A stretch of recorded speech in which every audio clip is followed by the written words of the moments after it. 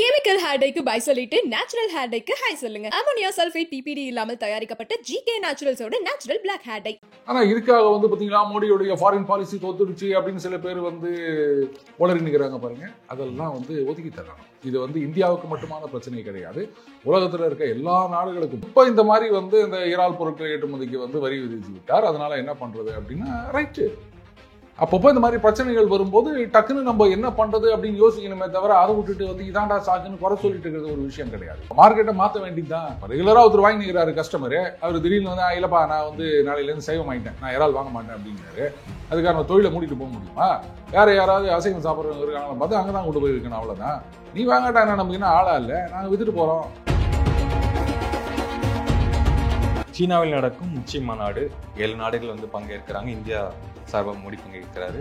இந்த மாநாட்டில் என்ன நடக்கும்? இப்போ சமீபத்தில் சில விலக்குகள்லாம் கொடுக்கப்பட்டுள்ளன. அங்கேருந்து என்ன பண்ணியிருக்காங்க, அந்த ஃபெர்டிலைசர், யூரியா, அதுக்கப்புறம் அந்த ரேர் எர்த் இதெல்லாம் எக்ஸ்போர்ட் பண்ணுறதுக்கான தடைகள் எல்லாம் ரிலாக்ஸ் பண்ணியிருக்காங்க. இந்த குளோபல் சவுத்னு சொல்லுவாங்க இல்லையா, நாம தான் இனிமேல் ஃபியூச்சர்.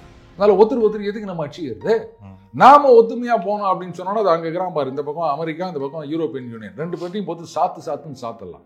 நாம 2 பேரும் யாரு, ட்ரம்போட புட்டினோட சேர்த்து 3 பேர் நாம சேர்ந்துட்டோம் அப்படின்னு சொன்னா உலகமே நமக்கு தான். ஆளுக்கு அப்படியே பிரிச்சுக்கணும். அப்படி பண்ணலாம், தப்பே கிடையாது.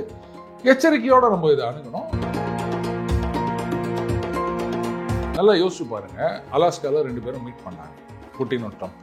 ரொம்ப பரபரப்பா பேசப்பட்டது. இன்னொரு நாளைக்கே யுத்தம் நின்றுன்ற மாதிரி ஆச்சு. இப்ப அதை பத்தி யாராவது பேசுறாங்களா அமெரிக்கா? அடுத்து ஜெலன்ஸ்கி வருவாருனாங்க, நான் போய் பேசுறேன்னாரு. இல்ல 3 பேர் வருவாங்க, யூரோப்பியன் யூனியன் எங்களுக்கு சேர்த்துக்கோங்கன்னாங்க, எல்லாரும் ஒன்று சேர்ந்து புட்டினை போய் பார்க்கணும்னாங்க. இப்ப அடுத்த கட்ட பேச்சுவார்த்தையை பத்தி ஒரு பையனும் பேசுறது இல்லைங்க. யோசிச்சிங்களா? அப்போ ட்ரம்புக்கு தெரிஞ்சு போச்சு, உக்ரைன் யுத்தம் ஒரு வழியா முடிவுக்கு வரப்போகின்றது. இன்னும் ஒரு 6 மாசம், ஒரு வருஷத்துக்குள்ள எப்படி முடிவுக்கு வரும் அப்படின்னா, உக்ரைன் ஒரு நாடே இருக்க போறது கிடையாது. அது முழுக்க ரஷ்யா ஆயிட போகுது. அதுக்கப்புறம் அவங்க அதுல சண்டை போட போறாங்க.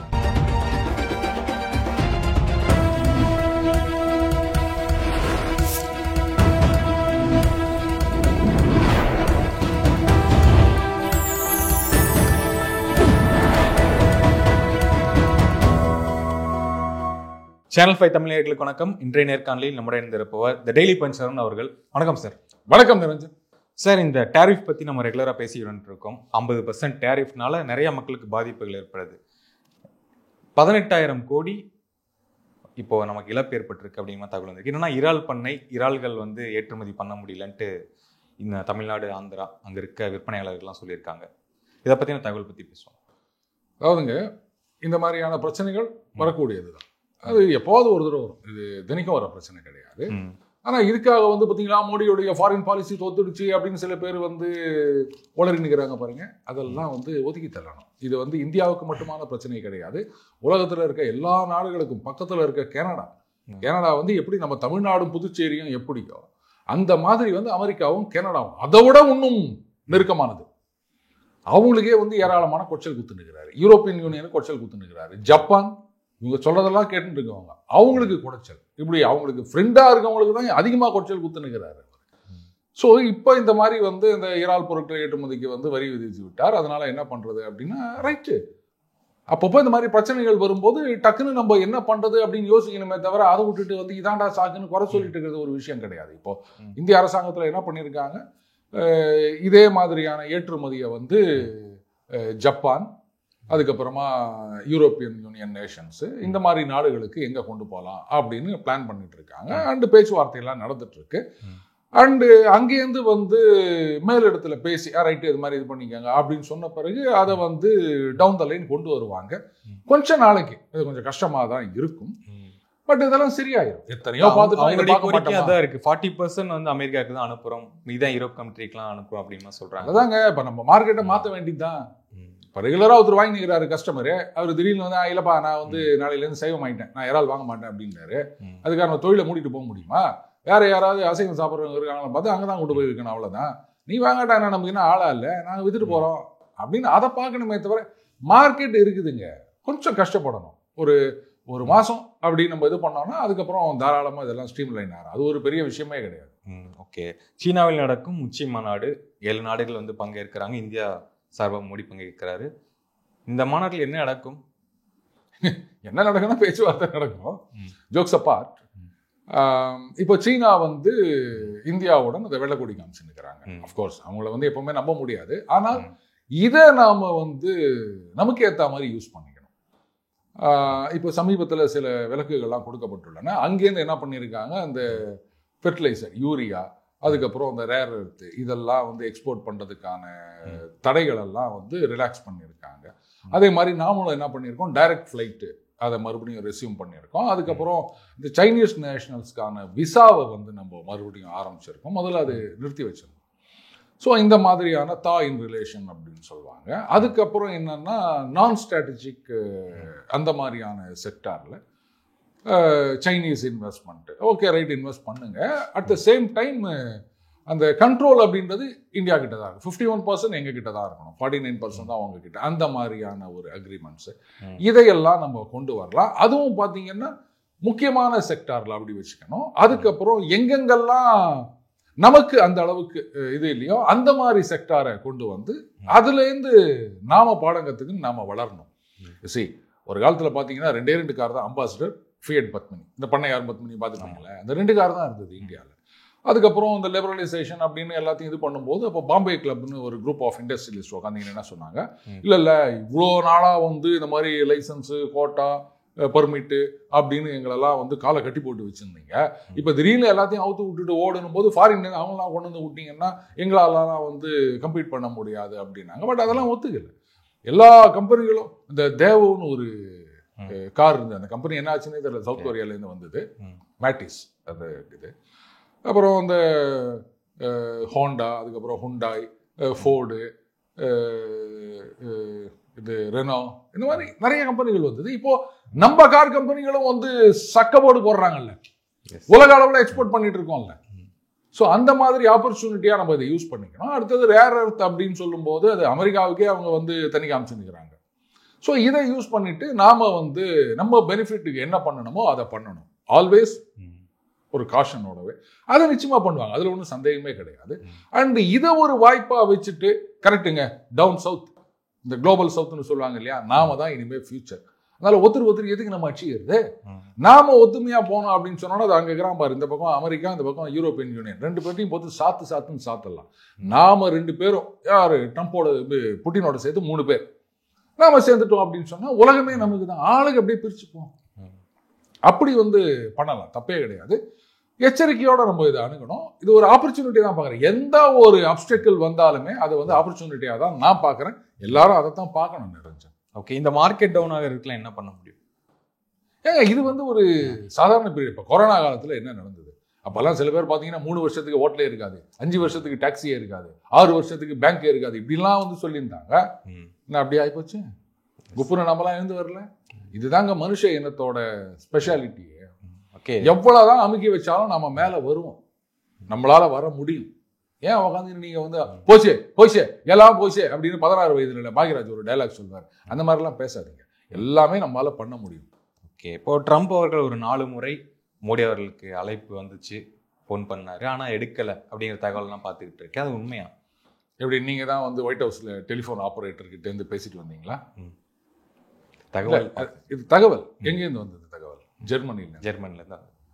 எப்படி அமெரிக்காவிலையும் அது தெரியல, இந்தியாலையும் தெரியல, ஜெர்மனியில் எப்படி தெரிஞ்சது?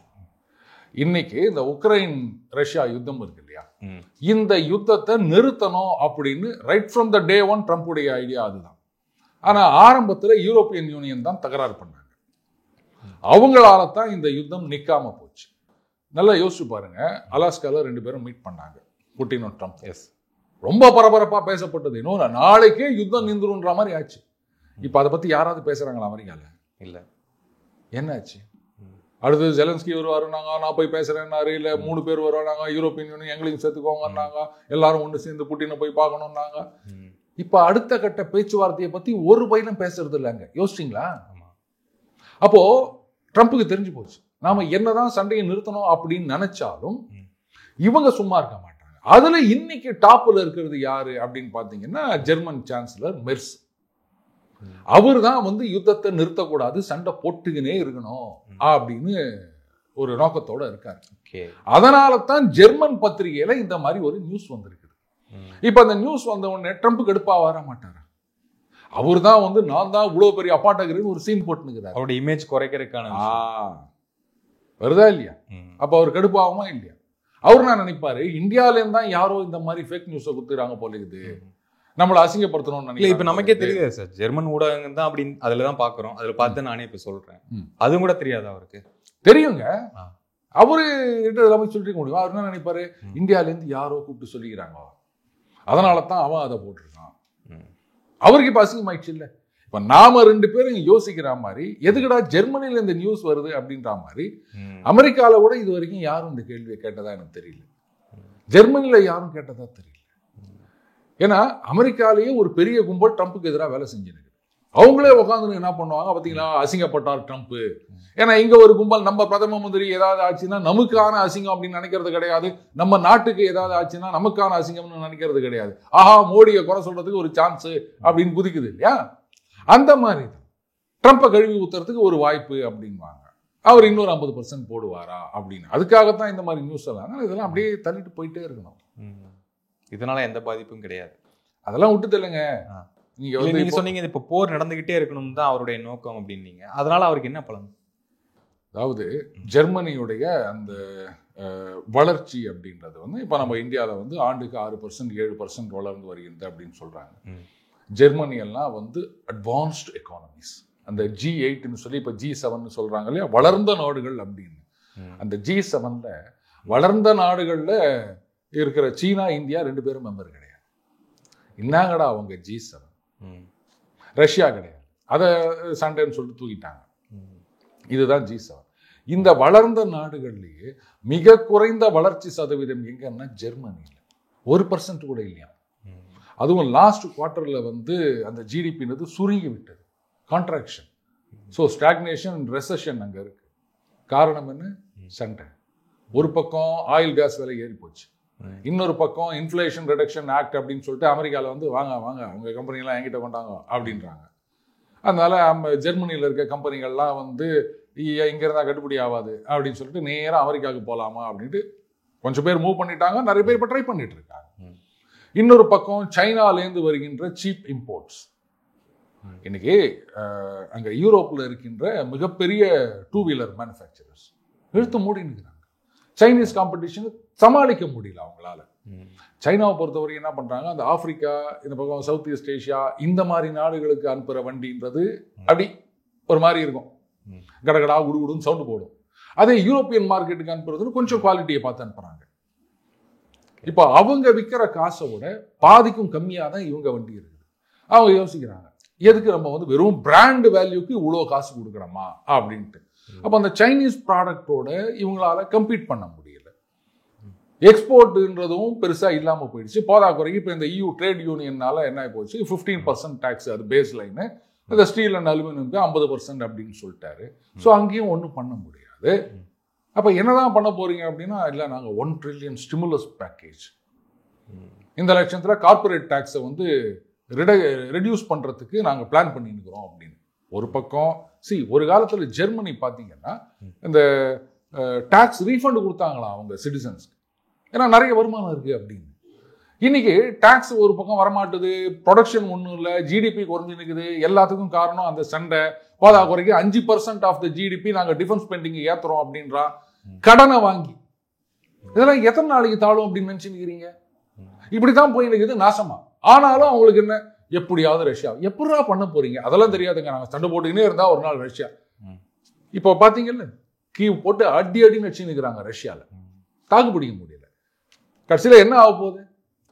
உக்ரைன் யுத்தம் ஒரு வழியா முடிவுக்கு வரப்போகின்றது. இன்னும் ஒரு 6 மாசம், ஒரு வருஷத்துக்குள்ள எப்படி முடிவுக்கு வரும் அப்படின்னா, உக்ரைன் ஒரு நாடே இருக்க போறது கிடையாது, அது முழுக்க முழுக்க ரஷ்யா ஆயிட போகுது. அதுக்கப்புறம் அவங்கயே அதுல சண்டை போட போறாங்க. அதுக்கப்புறம் போய் நீங்க என்ன பேச போறீங்க? அங்க இருக்க மக்களை வச்சுன்னு பார்டர்ல போலந்துல அங்க உட்காந்தீங்கன்னு ரஷ்யாவே வெளியேறு அப்படின்னுங்களா? இந்த மாதிரி பைத்தியகாரத்தனம் பண்றது அப்படின்னு முடிவு பண்ணிட்டாங்க. அதை இன்னைக்கு வந்து அந்த யுத்தத்தை நிறுத்தக்கூடாது, தொடர்ந்து நடந்துனே இருக்கணும் அப்படின்றதுல முக்கியமான 3 பேர், அந்த பிரிட்டன்ல ஸ்டாமர், பிரான்ஸ்ல மேக்ரோன், ஜெர்மனில மெர்ஸ். அதுல டாப்ல இன்னைக்கு இருக்கிறவர் மெர்ஸ். அவர் தான் இதெல்லாம் பண்ணிட்டு இருக்கிறார். அதை டீபாப்புலேஷன் அப்படின்னு சொல்லுவாங்க. என்னவோ பண்றதா நினைச்சு என்னவோ பண்ணிட்டு அவங்களுக்கு ஒன்றும் பிரச்சனை இல்லைல்ல. எவனையோ ஊசு பேத்தி விட்டு சண்டை போட விட்டுனுக்கிறாங்க, அங்க லட்சக்கணக்கில் செத்து நிற்கிறாங்க. நமக்கு என்ன வந்தது? அண்டு இந்த மாதிரி கடன் வாங்கி வச்சிங்கன்னா அதுக்கப்புறம் இதெல்லாம் என்ன மெர்சா வந்து கட்ட போகிறாரு. அதுக்கப்புறம் பின்னாடி வரவும் பார்த்துமா அப்படின்னு அவர் போயிட போகிறாரு. அதுக்கப்புறம் ரிட்டையர் ஆன பிறகு அங்கங்கே போயிட்டு ஸ்பீச் கொடுக்கறது, புக் எழுதுறது, அதுக்குள்ள ஒரு அமௌண்ட்டு சேர்த்து வச்சுருப்பாங்க. எப்படி அவருக்கு என்னங்க வந்தது? அவர் பாட்டுக்கு எங்கேயாவது போய் செட்டில் ஆகிடுவாரு. கடைசியில் ஒன்று என்னைய மாதிரி காமன் மேன் தானே இந்த கடனெல்லாம் கட்ட போகுது. அப்புறம் அதனால தான் அந்த மாதிரி பண்ணிட்டு இருக்காங்க அவங்க. இந்த ஸ்ட்ராட்டஜி தான் இந்த ஃபோன் பண்ணாரு எடுக்கல அப்படின்னு போட்டு விட்டாங்க. அதனுடைய பார்ட்டாக தான் நான் பார்க்குறேன். இல்லாட்டா ஏன் ஜெர்மனிலேருந்து இது வரணும்? அமெரிக்காவில் ஏதாவது ஒரு பத்திரிகை எங்க அமெரிக்காவில் இருக்க பத்திரிகைகளோட ஒரு இன்வெஸ்டிகேட்டிவ் ஜேர்னலிசம் வந்து ஜெர்மனியில் பெருசாக இருந்துற போது சொல்லப்போனால் அமெரிக்கா சிஐஏ, ஜெர்மன், பிரான்ஸு அந்த தலைவர்களுடைய ஃபோன் டேப் பண்ணுறது, ரூமை பக் பண்ணுறது அப்படின்னு ரொம்ப வருஷமா இத்தனைக்கும் ஃப்ரெண்டு இருந்தாலும் பண்ணியிருந்தாங்க. ஓகே. ஆனால் ஜெர்மன் வந்து அமெரிக்காவை டேப் பண்ணதான் எங்கேயுமே நம்ம பார்த்ததில்லை. அப்புறம் அவங்களும் இப்படி இந்த நியூஸ் கிடச்சிது. ஒன்று ட்ரம்ப் சொல்லியிருக்கணும், இல்லை மோடி சொல்லியிருக்கணும். உண்மையிலே நடந்திருந்தா நான் சொல்கிறேன், இப்படி ட்ரம்ப் தான் வந்து மெர்ஸை கூப்பிட்டு சொல்லி உங்க ஒரு பேப்பரில் போடு அப்படின்னாரு, இல்லை மோடி அவர்கள் கூப்பிட்டு சொன்னார். அதெல்லாம் அப்படியே இதெல்லாம் வந்து ஒரு பெரிய கிராண்ட் ஸ்ட்ராட்டஜியோடைய ஒரு பார்ட்டாக தான் நான் பார்க்குறேன் நிரஞ்சன். ஓகே சார், உங்கள் நேரத்துக்கு நேர்காணல் மிக்க நன்றி. வணக்கம் சார். வணக்கம் நிரஞ்சன்.